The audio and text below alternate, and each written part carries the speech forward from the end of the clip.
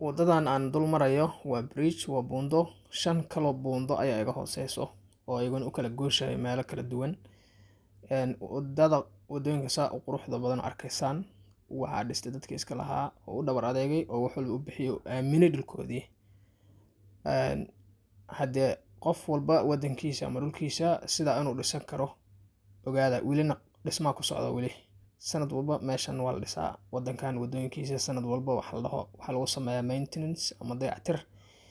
haddii wado dheeraada ama leen dheeraada loo baahdo ay baabuurta wadan kusoo bataan waa lagu daraa. lacagtana si fudud waa looga qaadaa oo qaab maxaan ku rahaa toll gate la dhaho ama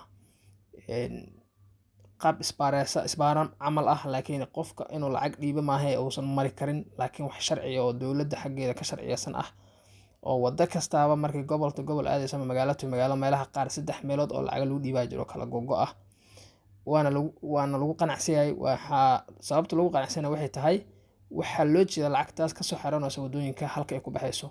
hadda halkan horteeda ay u jeedaan bridge-kaas cusub oo aan hadda ka hoos baxay waa kaas arkaysaan, waa mid hadda la saaray bishii la soo dhaafay shaqadiisu bilaabatay ilaa haddana way socotaa.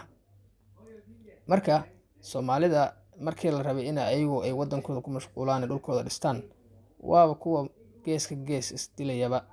waa haddii dil lagu horumarayo 2024 oo 2025 loo sii socdo Soomaaliya geeska gees ina maxaan ku rahaa holac ka socdo oo qof u gudbi karaa jirin, wada la mari karaa jirin, in nolol iska dhaafay maxaan ku rahaa bini'aadamka xataa isku safri karin.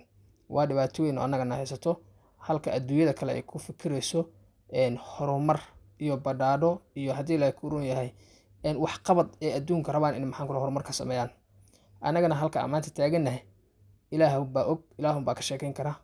qof kasta Soomaaliya meesha maanta taagan yahay, gobol ka imaado ama magaalo ka imaado ama meel walba oo wadanka uu ka joogo, waxa aan ku suganahay wax bini'aadamka ilaahay ka dhaadhici kara ma aha. marka Soomaaliya dhulkeen inaan dhisano oon iska deeno waxa qarribkan iyo dhibaatadan anagu gacmaheenna aan isku lahayno aanu ka shaqeyno.